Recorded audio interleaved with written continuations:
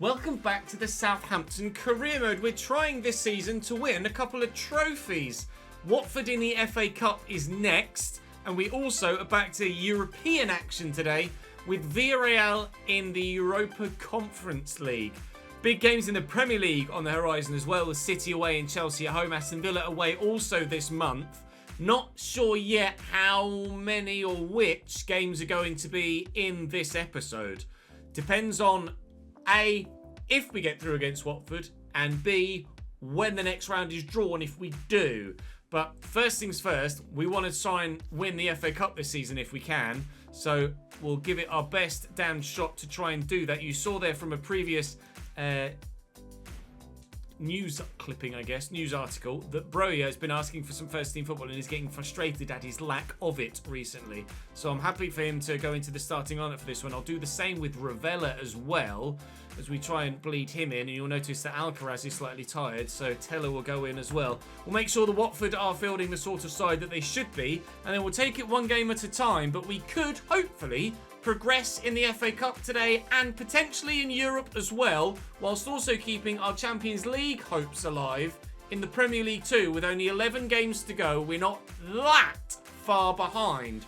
Do drop the video a like if you're enjoying this save and looking forward to more. Of course, make sure you subscribe to the channel and you won't miss out on any more of this, or of course the F1 content that's coming to you as regularly as I can get it to you as well. More of that tomorrow. Appreciate your patience in waiting the past few days with no content. You will have seen the YouTube post, the community post I did. It was my intention to get some F123 early access content to you, but unfortunately there's a bit of an issue with the version of the game that we've been given, and unfortunately for a number of us it doesn't run that well. It's been fixed for launch, but unfortunately it's been a bit of a stumbling block for a number of us trying to get some early footage for you. So sorry about that. I'm as annoyed and frustrated as you are, but regardless, we shall crack on. We've got the McLaren save to finish before the new game comes out, and we've also got more of this Southampton save to do as well. So let's go and do it. Watford, Maduka Okoye in goal for them. They're relatively strong with regards to players they have in the 11 for Watford in real life, but in terms of this save right now, they're not great. A number of their players mid or low 70s, so absolutely beatable, and we'll hope, just as we did against Plymouth, to avoid any potential cup upset here. We're going really well in the FA Cup, and it's definitely a trophy we could consider potentially winning this season. It'll be the first silverware we've won at Southampton, and hopefully we can do exactly that. Win silverware at Southampton. Very nearly an opening goal as well in the opening few minutes. We still could get something. That's actually a brilliant take from Blas. And the ref's going to give a pen, I think, for that. Oh, I'm not sure. We need to see a close-up replay of whether Sierra Alta got any of the ball first. I think he got man as he was striking it. We'll have a closer look. Let's have a look. Blas gets it under control. I thought they both got to the ball at the same time here. Sierra Alta, I'm going to wind up for the shot now, and he steps in. And I mean, that, for me, isn't a pen. I don't think that's a penalty. I'll absolutely take it now that it's been given, but I don't think that should be a penalty. We'll try and pop this in the right-hand side of the net, which we do, and we lead. Sorry, Watford. I don't really think I should have that, but I'm not going to take I'm not going to turn the opportunity down, am I? Really? Loser into Kone, forward and given away. Sure, has been a revelation at centre back for us. So glad that Manchester United started playing him there, because I never would have thought to play Luke Shaw at centre back. It just wouldn't have occurred to me. But he's actually particularly impressive there. They're going to get a free kick for handball here. And the cross will come in from Kone, and Watford looking to immediately equalise. But that man's there again, and Luke Shaw gets rid of it. Danny Bashira's run straight into Kieran Tierney there. Relatively straightforward pickup for the fullback. Gallagher avoids the incoming challenge. It was rather forceful. And Teller will try and get this to Blas in the middle. And he does that brilliantly. We lead by 2 at Vicarage Road. This is turning out to be what it probably should have been, to be fair. A relatively straightforward victory to get us into what I believe will then be the quarter-finals of the FA Cup. Nice tackle by Luke Shaw. Excellent footwork. Blas has scored twice already. It's not a foul, I don't think, there. Referee played advantage, but he won the ball as far as I'm concerned, just like they did for the penalty as well. Broja somehow rides that challenge, and Blas is on a hat-trick here, so we'll try and get him it. Unfortunately, that's deflected, and we won't have a third goal. Game looking very one-sided. Nearly able to get Ludovic Blas a first-half hat-trick, but we look destined for the next round at this rate. Pussetto on as a substitute for Watford to try and change the game. There's definitely enough time left in it to do that. They need to pass to their teammates, though, and neither side has been very good at doing that in this second half so far. Hickey looking for the run of Suleiman, who's flattened one defender. And Broja, I needed to get around that one so I could then play Joe Rebo in behind.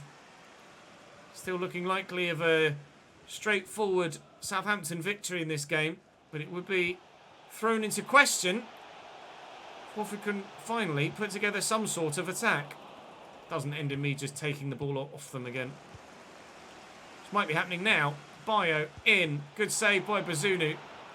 Good stop with his feet. Not the strongest of clearances, but does he give a pen there as well? This referee, I swear to God, he's on one today. Nathan Teller, the one that is... You've given a penalty for that. Who's this ref? Stuart Atwell. Stuart is not Atwell. Stuart is bad. Loser. Saved anyway. Good. Justice done. Was never a penalty in a month of Sundays. Well, two dodgy penalties later, and the referee blows his final whistle. Boos from the home crowd, probably for the referee more so than anything else. We were gifted a dodgy penalty that we scored. They were gifted a penalty that was even less obviously a foul. I just quite simply jumped for a header, and their guy jumped backwards into me. That was really strange. Burnley avoid a cup upset away from home against Hartlepool as well. And, well, in fact, that was the quarter-final. No, it wasn't. That was the round before, the round of 16. We've qualified for the quarter-final. Who we face in said quarter-final, we will find out in a few days' time. Match rescheduled. There you go. Quarter-final has been assigned. We have been given... Oh, bloody Arsenal! At home in the FA Cup. For Christ's sake. Why does it have to be Arsenal? I just lost 4-2 to them. Well, Manchester City away next, and Villarreal away after that. I'd be tempted to sim the first leg against Villarreal to try and get through in the FA Cup today as well and get to the semi-final at Wembley. Let's see how we do against City. If I can match City in this next game, I'll play Arsenal as well. If I can't, then probably do Villarreal and wait till my next recording session. You can notice, though, via the league table, 9 points from Manchester City in 4th. And if we win this, then absolutely the Champions League is on for us this season. 18 goals for Erling Haaland so far this season. Premier League's top goal scorer. And we're going to be, hopefully, at our best to ensure that he doesn't score in this one. Manchester City have a side that are quite tired. A number of their first-team players don't deal that well with their high-press, high-tempo game. And as such, having played in the FA Cup midweek, they haven't really recovered that well for the weekend. And they don't have great squad depth in this save right now. So some of the first-team players are slightly tired. Others are rotated in, like Milenkovic-Savic. But City are not as strong as they could or should be for this game. I'll show you their starting lineup here now that we're just on the intro. So Grealish starts ahead of a really tired Foden. Haaland is not fully fit, nor is Berardi. Milenkovic-Savic, fully fit, starts ahead of a significantly tired De Bruyne. Herrera starts in midfield as well. He's fully fit. And Rodri also fully fit, starting ahead of a slightly tired Calvin Phillips, although Rodri should probably be starting anyway. Slightly tired Joao Cancelo and slightly tired Fikayo Tomori. Aguerd starts ahead of a quite significantly tired Ruben Dias. And then fully fit Issa Kabore. And even the goalkeeper was slightly tired for Manchester City. Why is the goalkeeper knackered 4 days after a previous game? They put him in centre midfield or something. We are at our full strength. And we might not get a better opportunity to close down on City. What's the betting? That their 75% fit team still batters me. Joao Cancelo is fast, but he's not rapid. Hickey's in behind here, looking for Ollie Watkins in the middle, who can't quite get to the ball. But Blas is in, and he's in great goal-scoring form today.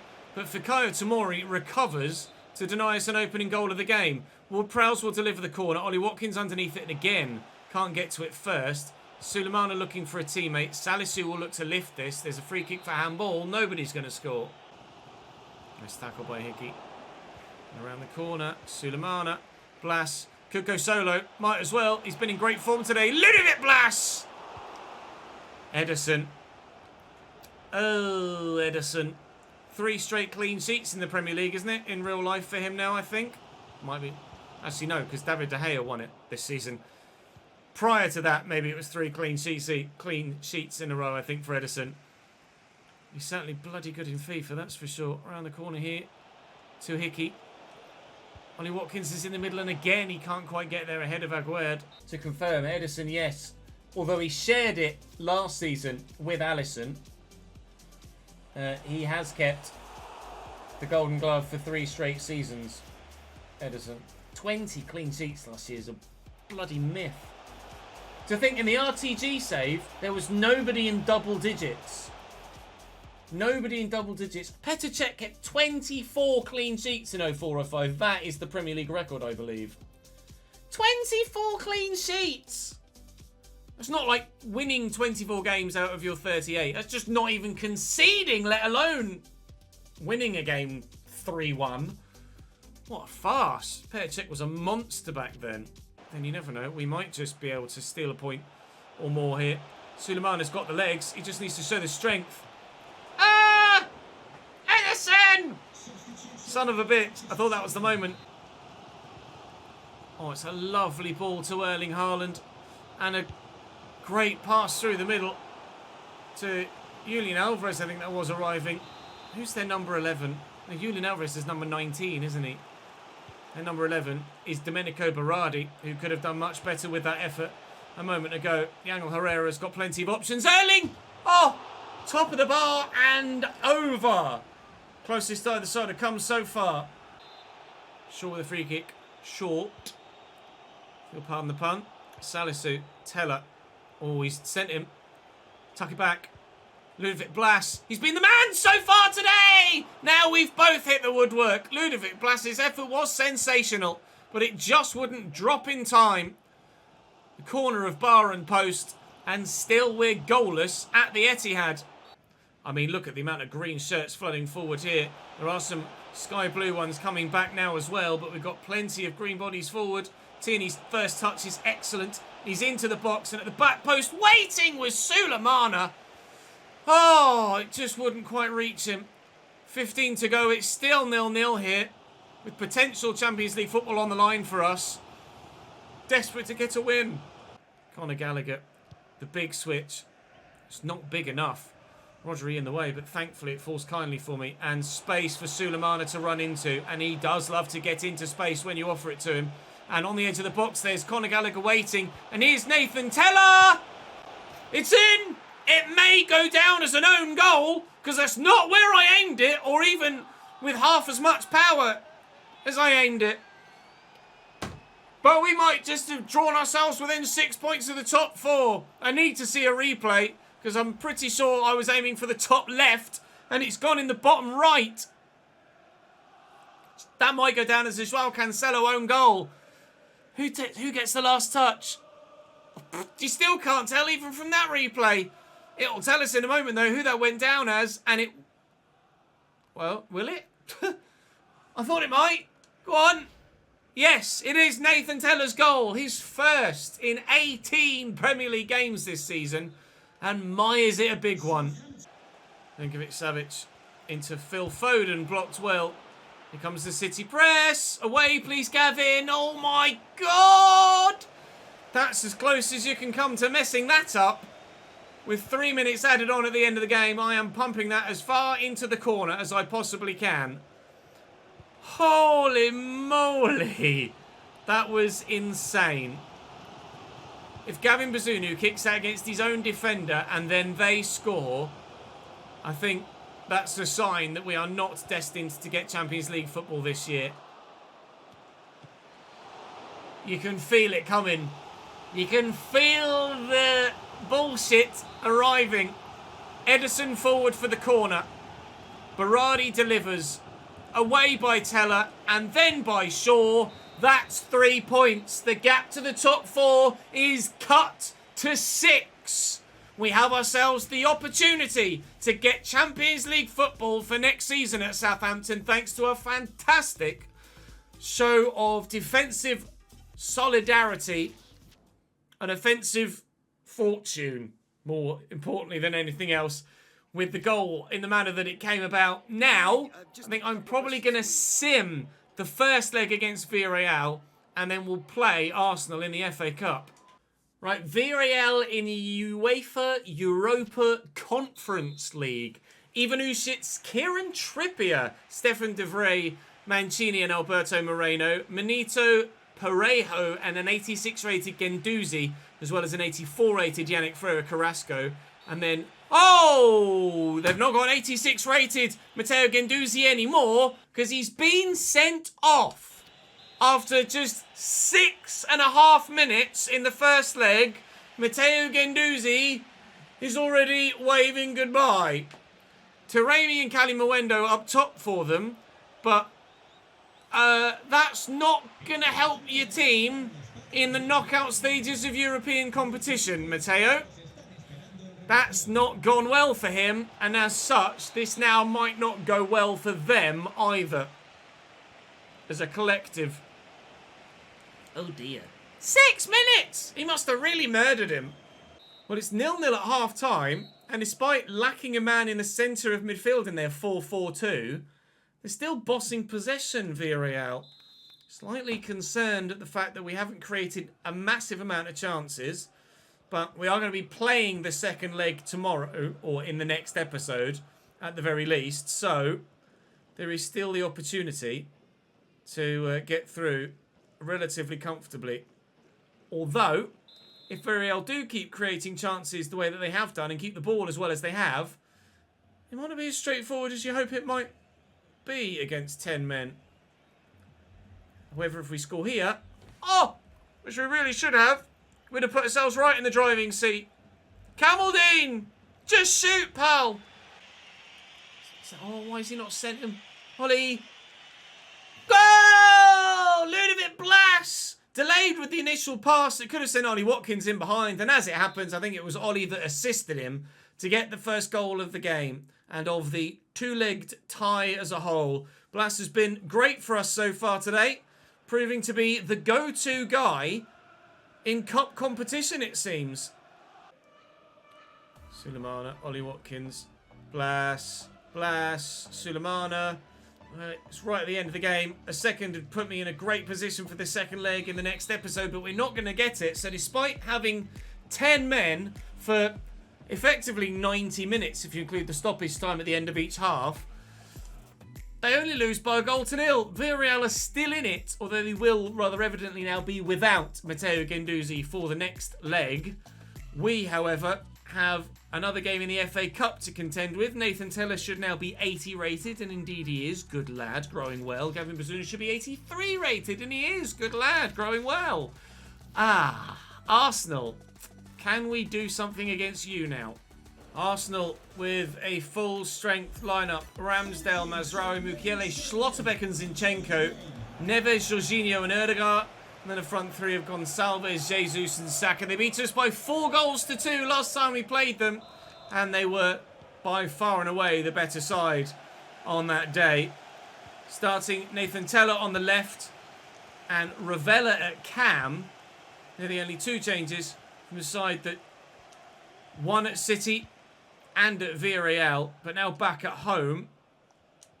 It's actually going to be probably the more difficult game of the three. Teller delivers well. Ollie Watkins is up, but can't win the header. And I don't even get anywhere near that one. Jesus. Unbelievable footwork. You're waiting for the ball through to Erdegaard that doesn't come. Gonçalves doesn't pass it at all. No ball arrives, let alone of its intended recipient. Oh, Hickey's left Ruben Neves for dead there. Oh, and then kicked it straight at Jorginho. Why do all that excellent work to then fluff up the important bit? Saka. Tierney trying to close down. Can't get there. Erdegaard in the box. He's beaten his man as well. Brilliant from Arsenal. Just too much quality with the ball in possession. Gabby Jesus, who scored multiple times against us last time we played Arsenal, has started again today. It's just not much room. Looking for Ollie Watkins. Found well. Teller. Oh, would have been in around the corner. But Mazraoui does excellently to intercept that. And Arsenal defensively have been impregnable so far. And Martin Erdegaard, whose unbelievable footwork set up there first, scores the second to seemingly ensure our FA Cup fate. Just as we walked to a comfortable win away from home against Watford, Arsenal are doing the same against me. They know that we scored against them last time we played them in the league, so they are perhaps slightly wary of us coming back at them again. And they want to ensure that they've a decent gap to hold on to. And Ollie has got to do better with that. Mr. Watkins, you've not scored for me so far today. And judging by that evidence, I now know why.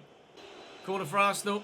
Gabby Martinelli's just come off the bench for Pedro Gonçalves to take it. Our former man, Romain Perraud, is now on at left-back for them as Zinchenko's gone off. No, I was going to say second goal. It's the third goal for Arsenal. We need two.